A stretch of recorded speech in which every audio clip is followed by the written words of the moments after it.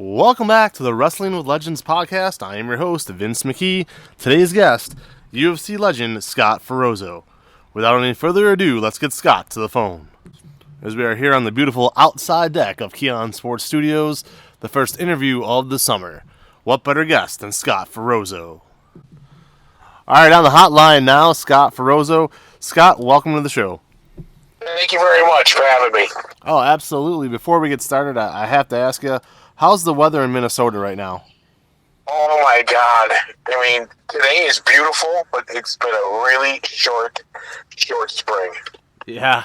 You know, Rain every day. It's terrible. I can't even drive around my Hummer because my top is off.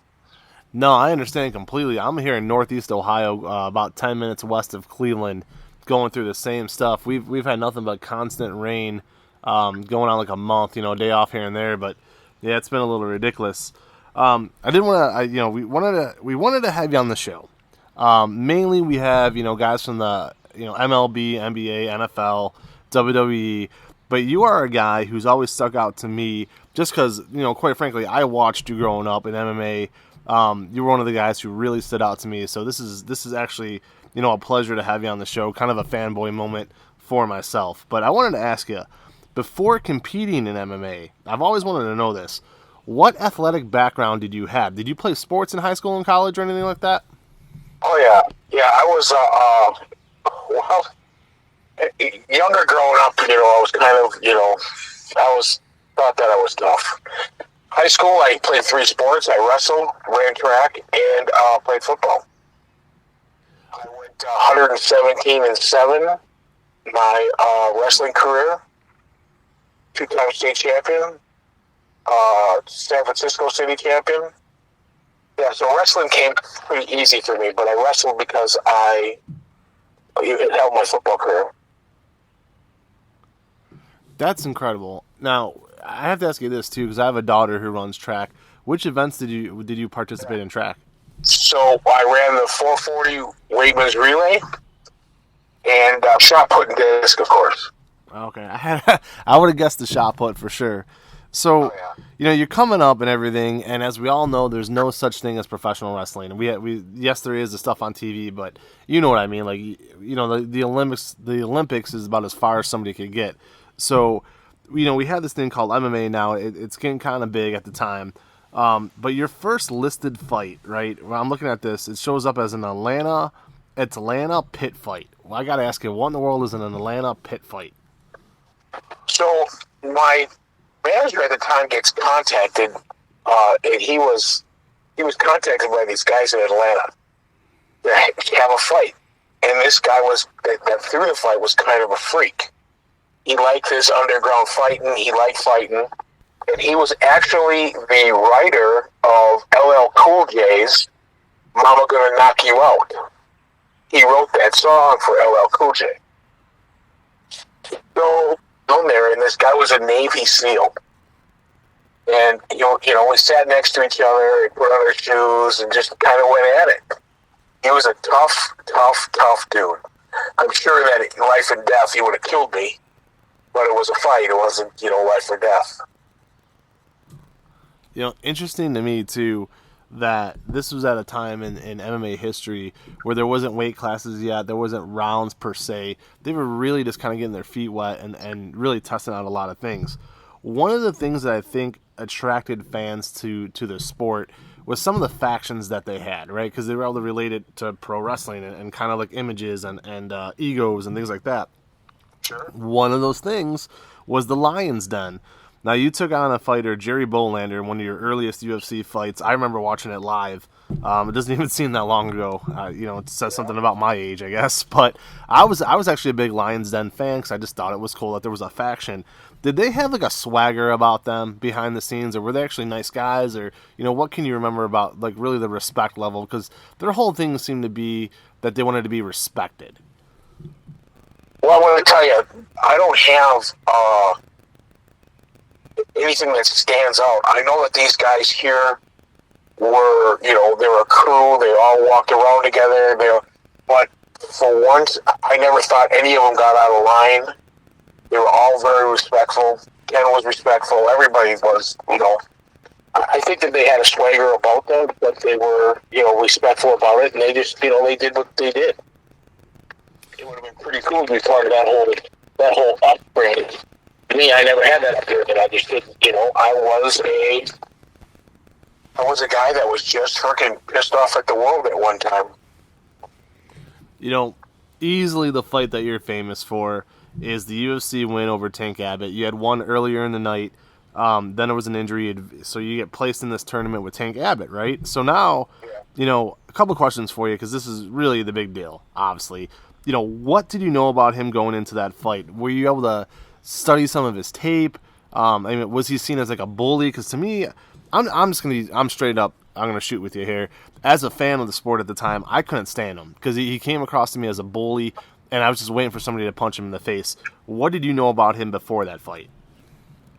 So, I got invited. So we sent a couple tapes, and to the UFC, they contacted me. How it all really happened was, I was selling toy robots all across the country. I was probably the largest toy robot dealer in the world. Wow. And this guy kept buying stuff for me, 25, 30 grand a week, and he would send me cash in a FedEx envelope. Oh, geez. So I asked him one day, what do you do for a living? He goes, I put on pay-per-view shows.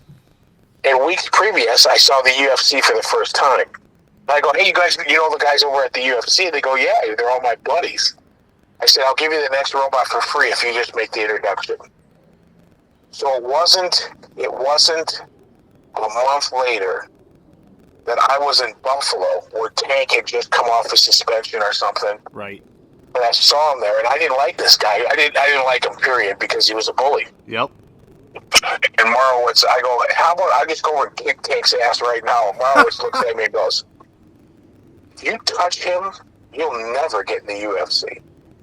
So I knew right then and there that was his baby. But during that fight that I actually got to fight him, I knew I trained just to fight Tank Abbott that night, even though I was over an alternate. So it was kind of really weird when the main fight, the guy pulled out. I was already in the back warming up to take on Tank, and they come busting in. Where you been? What's going on? You're going to fight next. You're going to fight Tank, and I'm already warmed up, ready to go. That's incredible. Now let me ask you this, and this is something I've asked fighters before and professional athletes of all kinds. I've been doing this for many years on the microphone, but a lot of times in the crowd I could sense the momentum starting to change. I think anybody with half a brain could sit and watch a fight and pinpoint that moment when the momentum starts to change. So here you go, you're in the cage with Tank Abbott. Nobody, a lot of casual fans are going to think, quite frankly, hey, this guy's going to go out there and he's going to get knocked out because that's what Tank Abbott does. Everybody knocks everybody out unless he gets gassed. That clearly didn't happen. So what part of that fight did you feel that momentum start to switch and think to yourself, I got this guy? Well, it changed twice for me, actually. So when he had me up on the fence and he's hitting me from behind and I'm cut, but he's not doing any damage, and I told him you hit like a fucking girl. I think that, he kind of, took a back stab to that. But then when we were on the fence, I hit him with an uppercut. And if you watch that fight, I hit him with an uppercut that actually took him, I think it took him off his feet, but I could see him daze over. I think, I got this motherfucker. And then all of a sudden, boom, he's back. So I just knew right then and there that he wasn't going to beat me. And, I got such a big-ass head and a big-ass neck that I don't think nobody can really knock me out. That's very true. Now, here's the thing, man. You know the fight game very well. And you know this could have happened. All right? So, I'm shooting straight from the hip here. Because he was the big name, all right? He's the moneymaker and all that crap. Were you worried about getting screwed on the judges' scorecards when it was done? No, not at all. No, I knew that I beat him. I knew that I beat him. You can see my reaction when the fight was over. I knew that I beat him. He knew that I beat him. That's incredible. Like I said, I remember cheering. I remember getting up and being like, "This is freaking great." Oh yeah. Everybody in the world was against me during that fight, and everybody ended up being with me at the end. I love it. So listen, so moving on from that night though, or later in that night, I'm not trying to touch on a sore subject or anything, but you couldn't fight Mark Coleman. What happened? So in the back there, I took on 3 liters. They put an IV in me. Mm-hmm. Yeah, I was just gassed. There was no possible way me and Mark would have kicked my ass anyways. There was no question there back in that day. But yeah, I couldn't go on, and it was a big win, and really, for me, that's all that I wanted to do was to go to the UFC and beat Tank. You did. So when that happened, there was a lot of gas that was released, and I didn't have it in me. But if I would have fought Coleman, he would have just destroyed me. Now this is a fun one too. Just crazy. I mean, how the sport has evolved, right? And over the course of time, there's been some phenoms, like guys who came in and just started murdering people, and everybody were like, "Holy crap, what is this?" One of those guys was Vitor Belfort. I'm asking you straight up here, and I can't wait to hear this answer. How damn fast were his hands? He was pretty fast, but the thing is that if you watch that fight, he had me in a down position, and he wasn't hurting me. I thought that fight got called because when I thought it got called early. Because as soon as I felt the pressure come up, I got up, got him, and all of a sudden, I have him into the fence, and McCarthy's accosting me. And it was over, and I just thought that was way too soon. I mean, Don Frye I used to lay on the ground, and Don Frye would hit me with his gloves on his back he would be on my back. You're not really gonna, you can't really hurt. Well, back then, you can't really hurt me. I mean, you just couldn't punch me, but he was fast, and he would have been a hell of a boxer. But I think that he got sick, and that was the end of that part of that career. Yeah, agreed completely on both your points. As a fan, I remember thinking like this actually could have went on a little bit longer than it did. I remember thinking that. And to your second point, you are 100% correct. Once he got sick for a little bit there, everything kind of changed about his entire routine, his style, all those things. And like anything with MMA, people caught up with him. Now, me and Victor actually talk once in a while on Facebook. Oh, that's pretty cool. Yeah, it is. He friended me about 3 or 4 years ago. We had a good laugh. Because I have a really cool photo of me and him together outside after that fight, outside in the parking lot, because we all hung out in the parking lot for like 2 hours. And I got a really cool photo with him and me. His face is all perfect, and mine is a little bit lumpy. Oh, no, that's really cool, man. I always wonder about that kind of stuff. I actually got a question like that coming up, too. A few questions left here, and again, we appreciate you taking the time to speak with Keon Sports. The fight versus Belfort was your last official fight that I know of, remember watching at least, in the UFC and MMA in general. After that one, why did you decide to kind of step away and move on with life? Well, again, I own a car dealership. It was getting busy.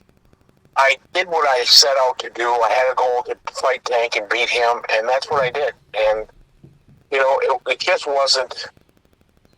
It just wasn't me. I mean, that fight game came 10 years too late for me. When I was a little younger and playing football, I was and I've said this before, I was a very violent player. Even with my own teammates, I was violent. I was in practice. I must have got thrown off the football field dozens of times. And I was just mean. I was jacked up on steroids because back then steroids were legal. They didn't care. And I was just plain ass mean. You looked at me wrong, I'm kicking your ass. But I was never, once you went down, it was over. So I was never a bully type, but you tried me, I was 0 to 100 in a millisecond. But when football was done for me, like a light switch went off. And I changed my whole persona. I never got another fight. And then when the UFC came along, I I said, hell yeah, I could do that. But again, it came, if it was 10 years earlier when I was in my phase, I think that I would have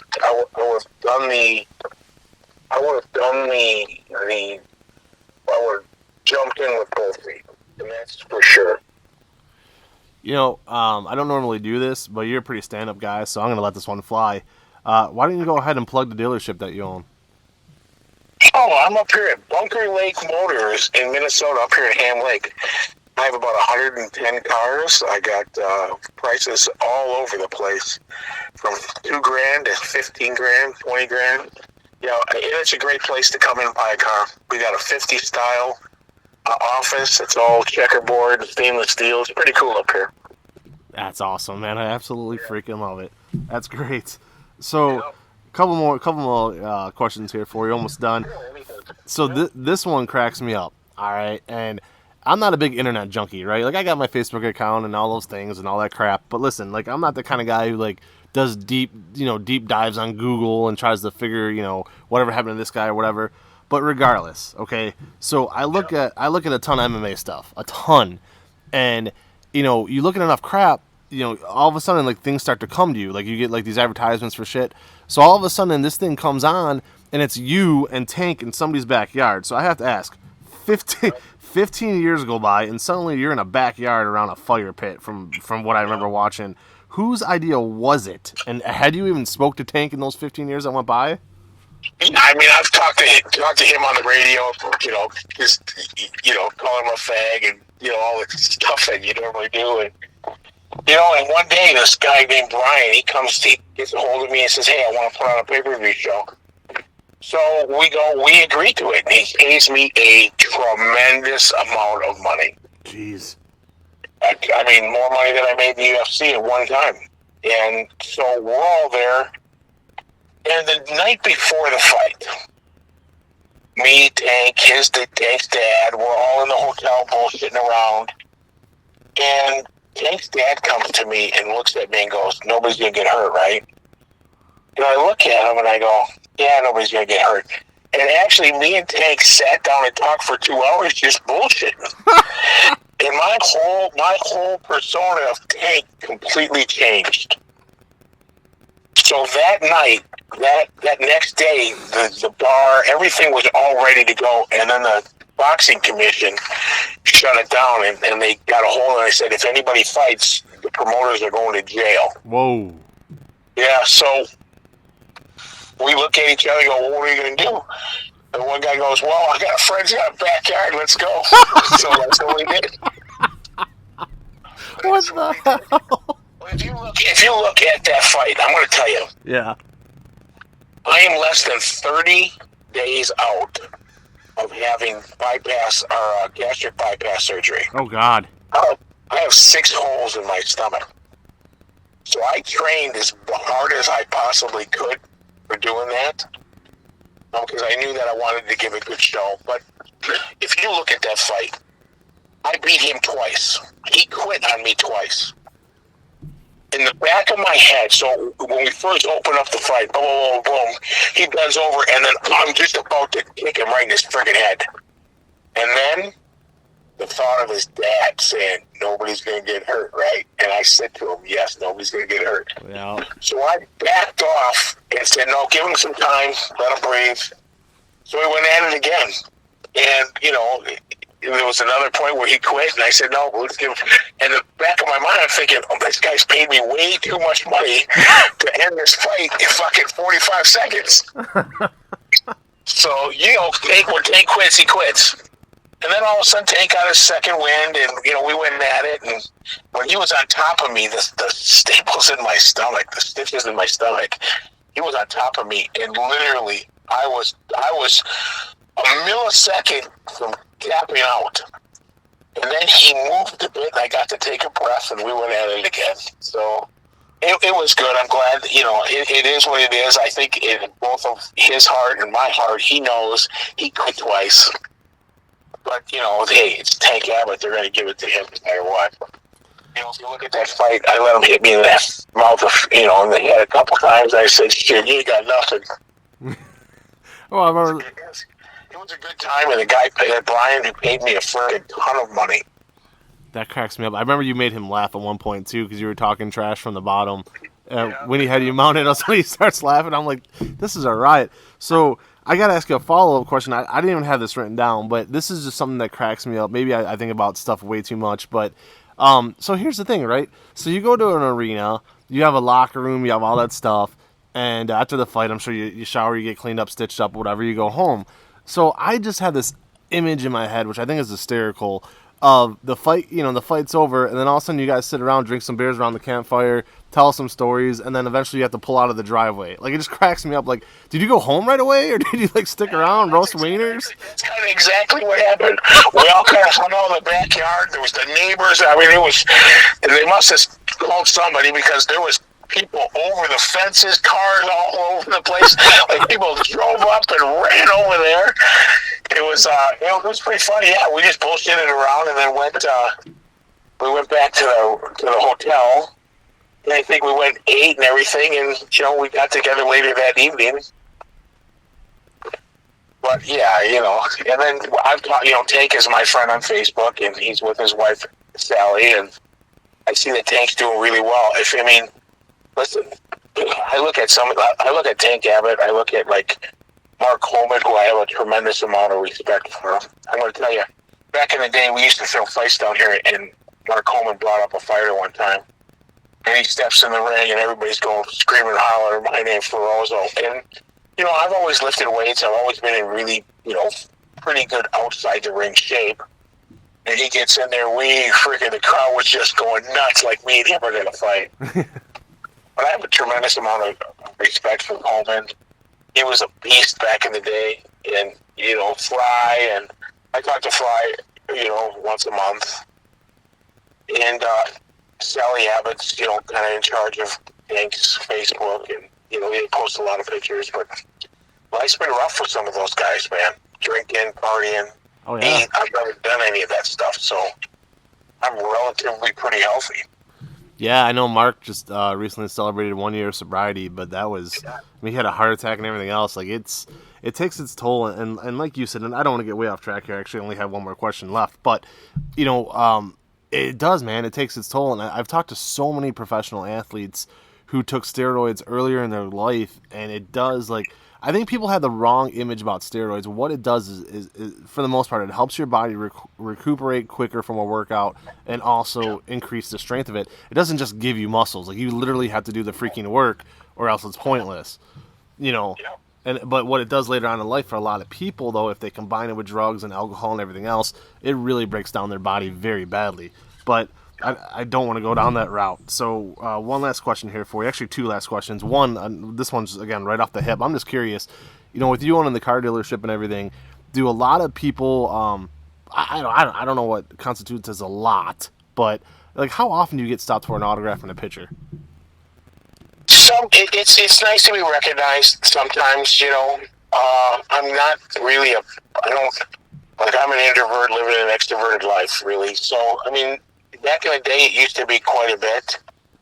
Not so much now, but people do recognize me. I have sold customers cars, and I'm going to tell you a story that really hit home about athletes out there who influence people that they never know. But one day, and this is a true story, this guy owns a eyeglassware called Eyes All Over on 7th Street in St. Paul.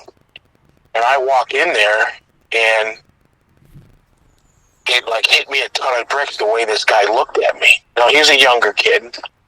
He's probably in his late 30s, early 30s, and he looks at me and goes, "Scott Ferrozzo." I go, "Yeah." "Oh, my God." And so we talked, and I did my eye exam and the whole bit. And I went back to, order the glasses, went back and picked it up. And he goes, "Scott, I'd like to tell you something.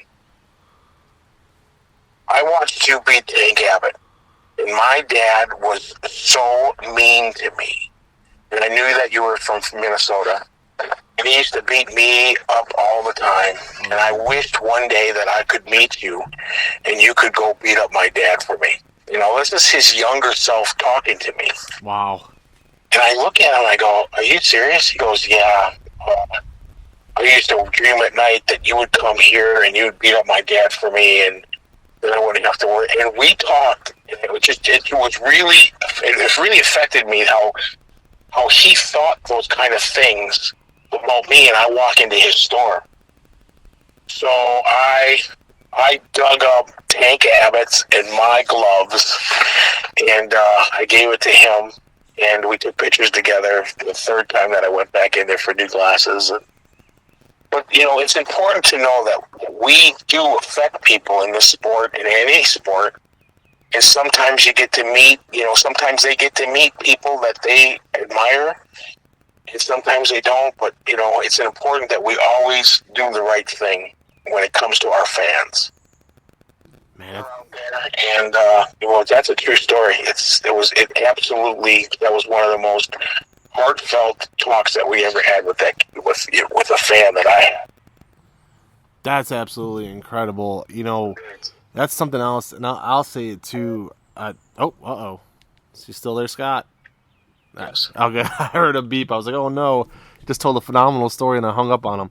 But no, I get it. Again, I'm 40 years old and I am as close with my dad as ever. He's 67. He's going through, just began Alzheimer's. So, dude, it sucks. But it's I've never had a problem with my dad. Long story short, I'm just very happy for that, right? Because I've seen that. I've seen that with other families and abuse and everything, and it turns my stomach.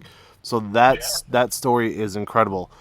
Thank you so much for sharing that. The last question for you here. It's funny because we went, that's a very heartwarming story. And now my final question is it has nothing to do with heartwarming and has everything to do with money, unfortunately. But here's the thing. So being 40 years old, right? I grew up in an era where boxing was huge. Okay, so Evander Holyfield and Mike Tyson and Riddick Bowe and form on down the list. Everybody loved boxing. All of a sudden, boxing disappeared. Okay, from the spotlight of all the household names. Many reasons for it, but one of the reasons that I feel that MMA took over as being really the prime combat sport out there for fans to get behind is because they put it on free TV. They put it on Spike TV. They put it on ESPN. They made a reality show about it. It gave it the exposure it needed for the casual fan who didn't know shit about MMA to all of a sudden they're starting to watch it and enjoy it and say, hey, this is for us. And then they were willing to buy the pay-per-views. Do you feel, Dana White and the Fertitta brothers, do you feel that they saved the sport by putting it on free TV? Well, I don't know if you know what's put in the press, but the real thing is that Don King went to these cable companies, they told them that if you put on any MMA fights, you will not get my boxing. So that's why they were having some trouble. And this is the way I understand it, is that once the Italians took over, they told Don Frye to go pound himself, and they did what they wanted to do. And put it on TV, all that stuff kind of gave it the mainstream. I mean, I go to the gym now. I train every single day. I go to the gym now, and I see more fighters than I've ever seen in my life. From 6'5" to down to 4'9". They're all out there in the mirrors, shadow boxing. So it's really brought the sport to the mainstream. I like it. I'm glad that they're getting paid. I'm glad all those guys are getting paid because they should. Unfortunately for me, I played football for 14 years. I probably had 17, 18 concussions. I've had getting hit in the head, being put in, I don't know if you understand what being put in reverse is. Once you get hit, you back up a few seconds and then you can move forward. It's a deja vu. So right now I'm living with, my memory is getting shot. Day-to-day stuff, I have to make sure that I do everything the same way. So I'm glad that all these guys are getting paid. And I have the utmost respect for Dana White. He runs a business. It's not a personality thing, it's a business, and they're there to make money. So whether he has troubles with fighters about money or, not signing the right guy or signing or releasing them, it's a business. It's not, it's not friendship. So I'm glad that Dana White and the brothers, they did everything they needed to do to bring this to mainstream because it is the ultimate one-on-one competition. Absolutely agreed. And I want to thank you again for coming on the show tonight. really the last thing, or not tonight because it's what, like 10 in the morning, but it will air later today. But regardless, just want to thank you again, and I just want to throw this out there for everybody in the the Twin Cities area or Minnesota area. If you're looking for a new or used car, Scott, where should they go again? Bunker Lake Park and Sell in Ham Lake, Minnesota on 65 and Bunker Lake Boulevard. Come down and see me, because if you need a car, I got it. Absolutely love it. And I'll tell you what, if we ever expand outside of Ohio into the Minnesota area where we start covering Minnesota sports on a regular basis, I'm just going to tell you right now, man, I'm going to be hitting you up for a sponsorship. Absolutely. Don't even think twice. All right. Well, hey, thank you very much. We'll talk to you soon, and you have a great rest of your day. Thank you very much. Thank you. All right, that was Scott Ferrozzo, UFC legend, coming on the show today here. And like we said, just beautiful outside here today. The Keon Sports deck, baby. Yeah. Just finally put up the tarp a couple days ago. I mentioned my dad on air. Had my dad over here. As you know, we have the inside studios that we record almost everything from outside of actual game calls, which clearly happens in the arenas and the venues. But this is actually, as I've always said in mine, kind of a guilty pleasure when it comes to the Wrestling of Legends podcast, because I'll just say it's a guilty pleasure because it's something we don't need to do. We do it because I absolutely love doing it. Keon Sports is known for our written content, number one, our game calls, number two. But podcasting is something we've been doing. We've been trying YouTube lately, all kinds of things like that. But regardless, having this outdoor studio, just absolutely, absolutely phenomenal. And again, we want to thank our guest, Scott Ferrozzo. Boy, I tell you what, he hit on a lot of great things here. Made me laugh a couple times, actually put a lump in my throat at the one point when he was talking about the young man at the glasses store. Just holy smokes. It's something too, and I'll say this as we wrap things up. I'll be the first one to tell you, I am so lucky to have the parents that I did. It's no secret, we grew up poor, didn't have any money. I mean, my dad worked full time. My mom was sick with epilepsy and other diseases, and just never. We always struggled, flat out struggled. But the one thing we had was a very happy home. So. To hear that story just breaks my heart, because that's not a one-off, right? There's got to be a lot of kids with that same story, so really breaks my heart. That aside, tremendous, tremendous stuff here. We've wanted to interview him for a long time. Got it done today. Couldn't be happier. So, for everybody listening out there with Keon Sports, this is Vince McKee. Stay tuned. Later this week, we're going to have Doug Basham from the WWE's coming on. Still got that call out there to Frank Shamrock. You heard us mention the Lions Den. And hey, maybe we'll talk to Scott and get some information for some of the guys he mentioned, like Vitor Belfort or Tank Abbott. That would be a blast as well. I'm not going to guarantee that. Please, erase that from your memory immediately. But I'll definitely, maybe try to work those angles. We'll see. Regardless, guys, this was a great show. Everybody, have a phenomenal day.